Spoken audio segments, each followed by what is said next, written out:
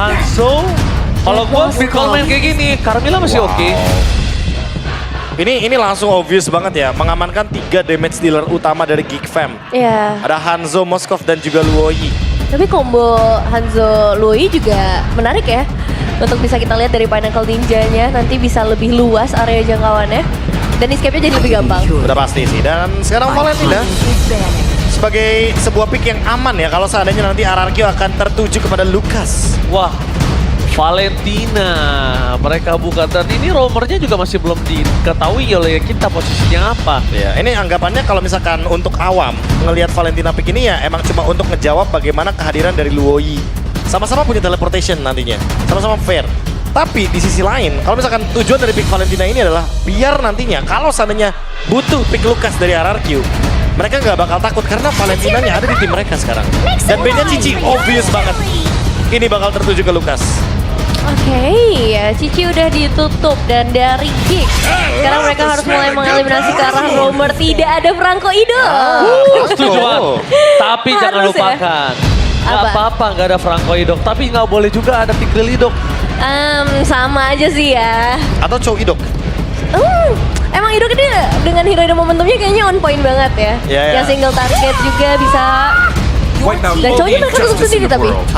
Mereka yang ingin menghindari metode pick off ya, karena mungkin dengan adanya Chow, Baloyski akan sangat mudah untuk melakukan screening, dan itu akan merepotkan kubu teman-teman dari RRQ karena mungkin nih hero-hero yang ingin diamankan RRQ adalah hero-hero tipe ganker. Tapi masih ada Jauhead. Masih Yang ada di-ban? Jauhead. Di ban. Enggak, udah di ban. Di awal. Masih ada Jauhead ketika kalau tidak di ban. Kalau nggak di ban ya. Iya kan? Nah, karena Jauhead ini di ban, jadi mereka terbuka lagi untuk Chow. Nah, Chow-nya di ban, terbuka lagi untuk Tigreal sekarang. Tigreal Tinggal di di-ban. ban. Nah, ini baru. Siapa nih berarti yang Sesuai tersisa? prediksi dengan Tigreal yang di ban. Tergantung apa yang mereka ingin mainkan. Ini kalau misalnya ada satu hero yang udah cukup jarang digunakan, tapi ini cocok banget kalau ketika ngelawan Lui tiba-tiba. Apa? Atlas. Oh, Atlas. Udah lama sih emang nggak lihat Atlas. Lumayan mirip dengan efek sisi yang lumayan pasti juga ya sebenarnya kalau ngomongin ke arah Atlas, tapi ternyata menuju ke arah Gatot terlebih dahulu. Dan di kanan juga nggak bisa, kalau di kanan nggak bisa di-copy sama kiri, kalau di kiri bisa di-copy sama di kanan. Yang kiri yang harus lebih hati-hati Wah, nih. hati-hati yang kiri. Iya.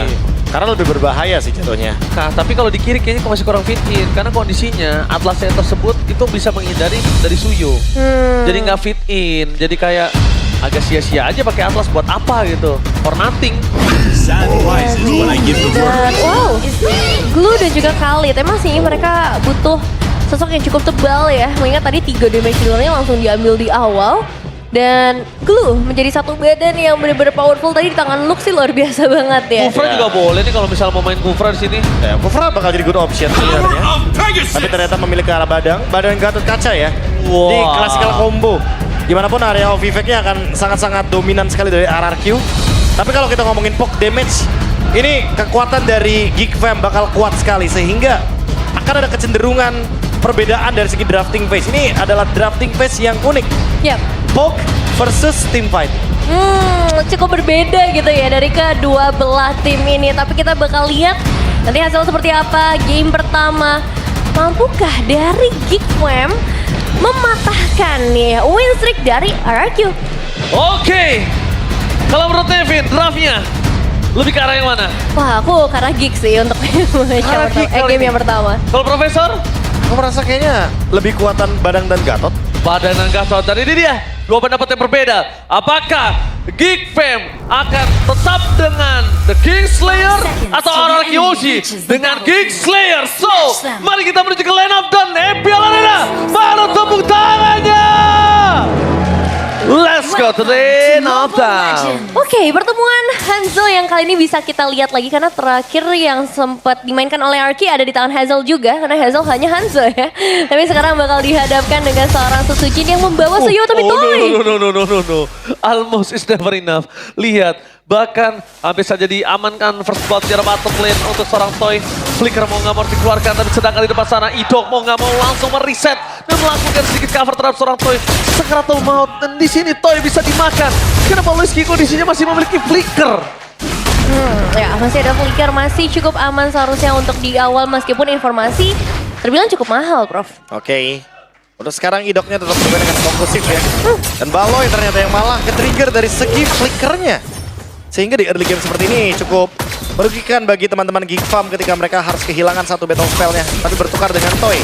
Yang nanti mungkin di menit yang kedua sudah akan kembali lagi dengan flickernya. Alright. Tapi kalau ngomongin ke arah Flicker di saat nanti mereka akan berdebat ke arah Turtle, untungnya tidak ada God Laner yang biasanya langsung ikut ke arah teamfight, Profesor. Iya, iya. Walaupun arus sungainya menuju ke EXP ya. Yes. Dan buat sekarang juga di 2 menit yang pertama kita bakal melihat Idok yang cukup aktif dan Susujin yang juga bisa dibilang bakal cukup stabil. Dan secara prediction, wow, Goni! Goni versus everybody! Tapi kali ini Aetherna bersama dengan Nevin ya kan. Tapi Toy tidak memiliki ke arah Flicker. Membuat dirinya harus bertahan sedikit. Sedangkan freeze ya? Iya, freeze-nya itu. Sedangkan Gob, apakah yang diberikan oleh seorang profesor sebagai option kalau Gob harus balik lagi seperti dulu itu akan diambil, Profesor? Ya harusnya sih, karena beberapa kali kita melihat kayak Cici EXP kalau misalkan kurang badan itu bakal kurang maksimal juga. Dan sekarang Davidson. Oke, Maybe dan Avoy standby di arah bottom lane, berhasil mendapatkan 1 poin kill atas seorang Toy.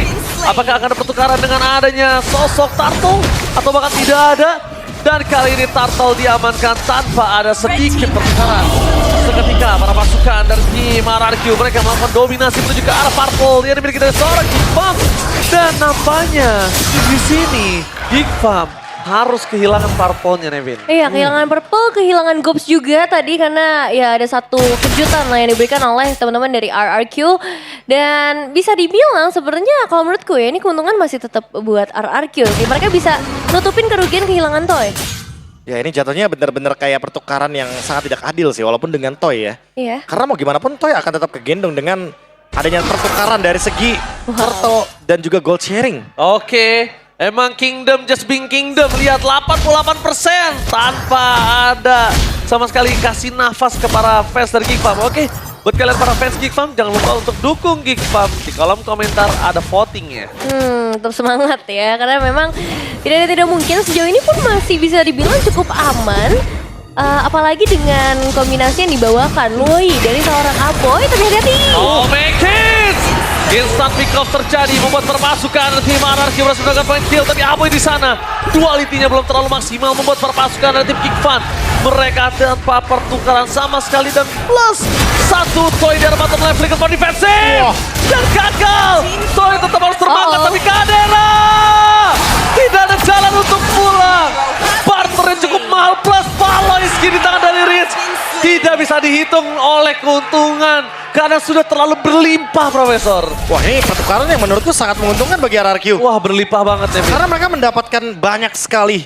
Dari invade jungle-nya berhasil, make it juga tumbang. Dan bahkan bayang-bayang dari Dairen sekarang yang mencoba Ini untuk bencana. mengganggu dengan ini bencana. Iya, dan 2 flicker sih itu juga lumayan mahal banget ya yang bisa dapetin tadi dari Valoisky dan juga Kadera semuanya keluar. Dan kalau ngelihat objektif, ini kemungkinan besar memang bakal jatuh ke tangan teman-teman dari RRQ Hoshi. Ngelihat mereka sudah mulai melakukan setup juga Gob dan juga Valoisky harus menjadi mata-mata bagi para pemain Geek Farm. Tapi tidak ada flicker dari seorang Valoisky, tidak masalah karena Gops akan masuk ke arah depan. Memasang menjelang Susujin, tapi lihat Retribution tetap di tangan Susujin. Bikin gagal melakukan takeover walaupun Susujin harus tumbang. Para pasukan dari tim RRQ mereka tidak kenal diam. Dan ini dia, Tour and Travel. Kali ini berhasil memancing 1 korban saja. Hanya ada Idok yang menjadi korban bersama dengan Susujin karena Rins Tour and Travel imitasi berhasil memulangkan Dairen. Wah, tapi hilangnya 2 pemain ngasih kesempatan juga ya seharusnya buat Makers dapetin 1 orange buff tadi. Ya, ini ada pencurian yang cukup menarik ya, karena tiba-tiba dengan adanya keuntungan yang didapatkan dari RRQ ternyata ke-stop semuanya karena ada 1 pencurian dan point kill terhadap Idok yang ditinggalkan tadi dengan adanya diversion. Gila. Tumbang 2 kali. Mundurnya jauh banget. Di menit 5 loh dia baru bisa dapetin Hunter Strike. Tapi lihat, Makis di depan sana akan membalikan ganda dari seorang Dairen. Dan itu dia, where are you going Makis? 1-by-1 situation dari Dairen kali ini. Mencoba untuk mendapatkan 1 point kill. Dan killing spree is real. 1-by-1 situation yang gagal didapatkan dari seorang Makis. ini agak cukup berbentur, berbanding terbalik dengan Susujin. Walaupun dia sudah tumbang 1 kali, tapi Makids 2 kali. Dan yang jadi masalah ini Dairon juga dapetin banyak banget ya. 3 poin eliminasi sejauh ini. Dari sisi XP ngebuat harusnya XP lane-nya lebih bebas lagi. Ngebuat juga dari Gops akan sedikit kesulitan karena bakal ada tanggung jawab yang lebih besar nanti di arah lane. Oke. Jangan lupa ya, ini diversionnya. Oke, Diversion dan Kadera surprise! Oke, itu dia imitasi dari Rinstur and Travel yang berhasil membawa Dairon ke arah bottom lane. Pertukaran bahkan tidak akan terjadi karena para pasukan dari RRQ akan dengan sangat cepat sigap menuju ke arah turtle ketika ombak sudah mulai bergetar. Ya ini setupnya tepat banget ya timingnya. Nggak ada Moskov di landing jauh, otomatis harus di-clear terlebih dahulu. Dan di bagian mid lane juga bakal dikuasai sehingga turtle akan semakin lebih mudah. Apalagi sekarang, Idoknya udah lebih siap nih harusnya dengan adanya AOG, After Guardian. Di mana Dairon juga sudah siap di depannya. Ini Baloski aja ditabrak sama Dairon itu nggak masalah loh. Dan lihat itu dia, bakal coba dipaksa. Target juga sama Susujin. DPS sangat besar. Make it sedikit terlambat. Dan Retribution dan dampaknya kali ini. Retribution di sun point di tangan Make it. Berhenti sejenak dari sosok seorang Susujin yang bahkan Retribution tidak keluar sama sekali, Profesor. Ini combo Luoi dan juga Hanzo yang cukup menyegangkan. Avatar of Guardian for nothing. Idok nampaknya tidak bisa mendapatkan apapun.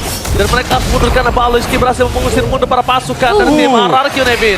Iya, tidak sempat untuk keluar tapi Makids masih mencoba untuk maju lagi. Almost is never enough for Idok. Oke. Idok masih bisa selamat jawanya. Dan bahkan para pasukan dari tim RRQ.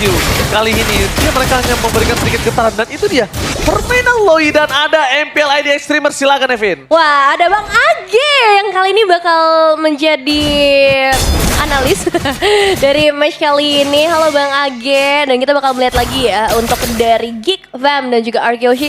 Karena sejauh ini Valentinanya lumayan banget buat bisa meng-cancel semua pergerakan dari Geek Fam. Sama-sama bisa manfaatin teleportationsnya dengan baik, tapi tetap harus hati-hati dengan kehadiran dari seorang Makids. Karena ya tadi ya, objektif. Ini bisa banget diambil sama Makids. Apalagi buat sekarang udah ada Oracle dan AOG. Avatar of Guardian, Apoy! Kan kalau untuk pulang dan bahkan Zoe juga akan menjadi korban para pasukan dari tim Geek Fam. Meanwhile, bahkan sana Makids bahkan coba untuk membabi buta karena Susujin. Mencoba untuk menghindari damage yang telah diberikan. Tapi nampaknya Tyron berhasil buat semua para pasukan dari tim RRQ mendenial dan membuat tim Geek Fam kali ini punya space di arah top lane atas Kadera. Dan tidak bisa dibiarkan begitu saja Kadera dengan Moskovnya. Tidak bisa kita pungkiri, permainan yang luar biasa, tapi terlalu sakit. Prince ya. Saudi. One by one situation dan itu dia. Almost is never enough. Dan Baloski selalu menjadi penjaga hati dari para anak-anak Geek Fam. Ya, tapi itu nice move juga ya dari seorang Rens yang dari tadi bisa memaksimalkan semua IMU-nya dengan sangat baik. Dan sekarang kembali lagi objektif sudah mulai muncul Prof Kabin. Wah ini kalau ngomongin objektif word ya, apalagi abis ada pencurian barusan, harusnya mungkin bisa diulang kembali sih, Diversion dan juga Pinnacle Ninja ya. Dengan tujuan nanti Hanzo-nya akan lebih aman untuk Makids mendapatkan Retribution Point. Tapi gimana caranya untuk bisa menciptakan ruang dan menemukan bush yang tepat? Karena kalau misalkan udah ketahuan sama movementnya RRQ gitu kan, pasti bakal di stop duluan Makids-nya biar bayangannya dihancurkan. Dan sekarang Rins, Nevin, kalau menurut aku kalau dia copy ke arah sosok seorang Loi, dia harus cari sih di mana Moskov ataupun Makids, Kadera atau Makids dia harus cari sih. Kalau enggak bahaya banget. Lihat digerogotin kayak gini mas. Dapetin ke arah atas dan sekarang Susujin. Oke, Makids sedikit terlambat. Mereka mencoba untuk mundur ke belakang Dairon. Satu-satunya bakal coba dihajar seorang Makids, tapi nampaknya tidak peduli. Makids tetap dihajar dan Gops menangkap ke arah Idok.